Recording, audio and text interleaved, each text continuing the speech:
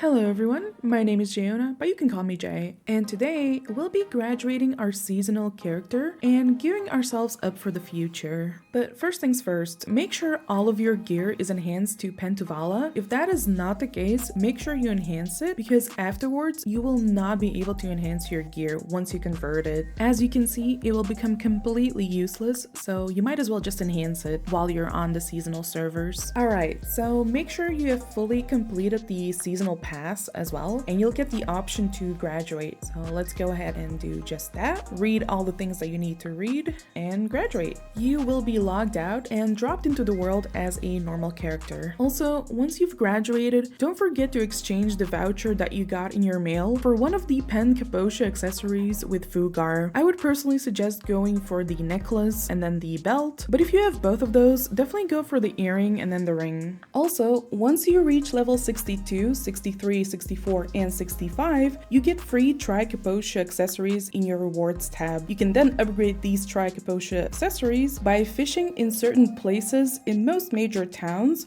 for these special plump coelacanths, and then you can exchange these plump coelacanths for dreamy crystals of balance, and these crystals of balance guarantee TET and pen enhancements on Tri-Kaposha accessories. Alright, so now that you've graduated from the seasonal servers, what is next? How do you gear yourself up past your Tuvala gear? Well, the first step would be understanding what gear you want and what Tuvala gear is equal to. So to better help you understand the gearing progress in BDO, I've made this little visual chart with all the steps that you should be aiming for and comparing all of the gear types. So right here you can see that you're at the Pentuvala step for both armor and weapons, and the Pentuvala armor is equal to the TET Boss gear armor. These have no differences, they're exactly the same. So this is the next thing that you should be aiming for. Now there are a few options to acquire this TET Boss gear.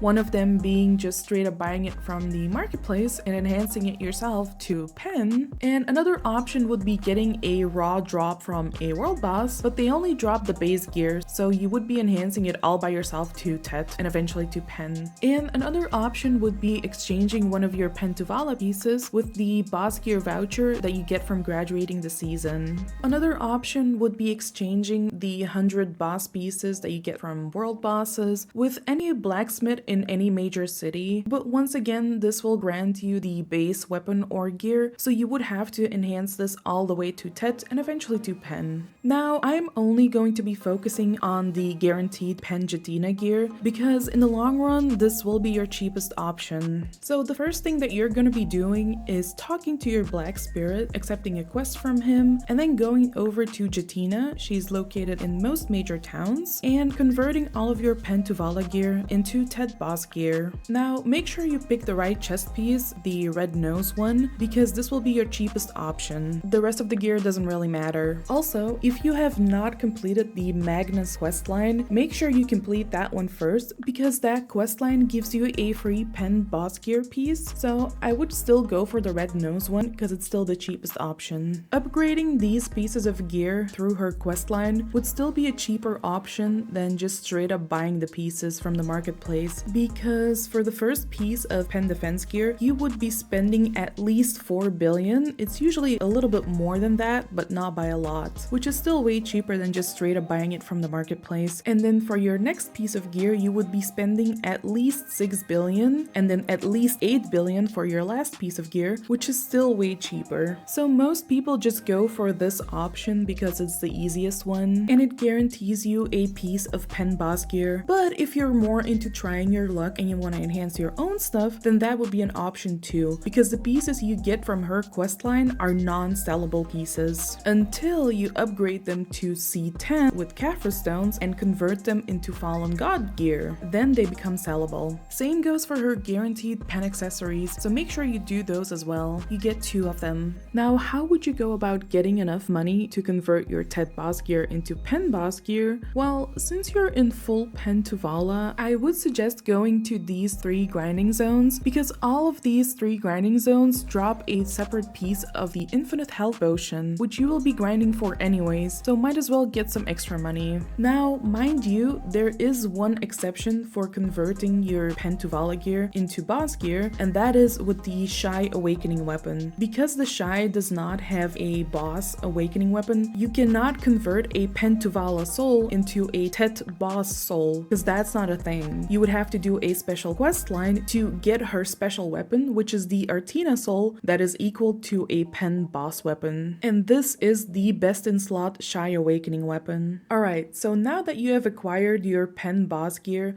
we are going to be focusing on the next step, which is putting some Caphras stones into your gear until it becomes C10. For your Pen Red Noses armor piece, you would need 7,224 Caphras stones, and then at that point it becomes equal to base Fallen God armor, and you'll be able to convert it. To convert that piece of gear, you will need a special flame that you can grind for in the dedicated grinding zones, or you could just straight up buy it from the marketplace, and you will be done with the gear for now. Let's focus on the weapons now. So you have 2 options for your best in slot endgame weapon, which is the Blackstar or the Goddard weapon, or a Pen Dandelion weapon at C20. So the only difference between your Pen Boss weapon or Pen Blackstar and Pen Goddard, these 2 are exactly the same, is the Pen Boss weapon has 2 more AP against all species, which technically means it is better in PvP, but then again, it's not better by that much compared to your Pen Blackstar weapon. And if you plan on grinding, the Pen Blackstar would still be way better because it has 25 more AP against monsters. And the 2 damage in PvP is not even that noticeable. So I would always suggest going for the Pen Blackstar and Pen Goddard. But if you still decide to go for the Pen Boss weapon, then the upgrading path is still the same with the guaranteed Pen Jatina quest. However, if you're planning on getting a Blackstar or Goddard, they're gonna be acquired in a very different way. So you have 2 options in acquiring a Blackstar weapon. The first one would obviously be just buying it from the marketplace, but that is going to be a lot of money, and it's up to you if you want to grind for that much money. And the second option, which is the one that I chose, is doing a special quest that will give you a base Blackstar weapon that you can enhance further. Now, mind you, they recently added a new way to acquire a Tet Blackstar weapon, and that is by leveling to level 61 and checking your rewards tab. And there you get the option between a main weapon, an awakening weapon, and an offhand weapon, and all of these are Tet. So that is a great option to boost you into the world. Now, to acquire a base Blackstar weapon, you will need a Remnant of the Rift, which you can acquire by doing Dark Rift bosses or from the marketplace. Once you have this Remnant of the Rift, you will be able to start the Blackstar quest, which you can acquire by doing your Dark Rift bosses. These are bosses that spawn weekly and have a chance of dropping these Remnants of the Rift. So once you have acquired this Remnant of the Rift, you can start the Blackstar weapon quest. Now, mind you, this Remnant will only give you your main hand weapon. If you're looking to acquire an awakening weapon or an offhand weapon, you will need this Specter's Energy. You can just type the name in the search bar and you will see all of the grinding zones that have this Specter's Energy as their drop. So now that you have your base Blackstar weapon, you will need to enhance this weapon to Tet. And once it is at that Tet level, it becomes equal to a base Goddard weapon. Now, at this point, you will have to make a choice. Are you gonna go for a Pen Blackstar, or are you gonna convert it into a Goddard weapon and go that route? The biggest difference between these 2 options is if you have a Tet Blackstar and you're going for a Pen Blackstar, enhancing this piece of gear will be very hard, but once you succeed, you will have the best weapon in the game. However, if you go for the Goddard route, you will have to enhance this weapon a few more times until it becomes as good as a Pen Blackstar. Every step you will be getting extra AP, so you will see progress, but it is gonna be way harder because you will have to enhance it a few times instead of just going for one enhancement. So it's up to you if you're feeling lucky or if you want to see some progress along the way. I wouldn't normally suggest going the Goddard way, but it gave me some really great fail stacks, and one of them gave me a Pen Blackstar. So in the end, it was worth it for me for the fail stacks, but there are also better ways to get those. Yes, for now, the Pen Blackstar and the Pen Goddard weapons are the best in slot weapons in the game, but they recently announced the new Fallen God weapons, but we don't really have any information about those right now. So now you should have all of the information on how to gear yourself up past season. If you do have any questions, leave them down below in the comments or message me in game. But for now, thank you for watching and I'll see you next time. Bye bye.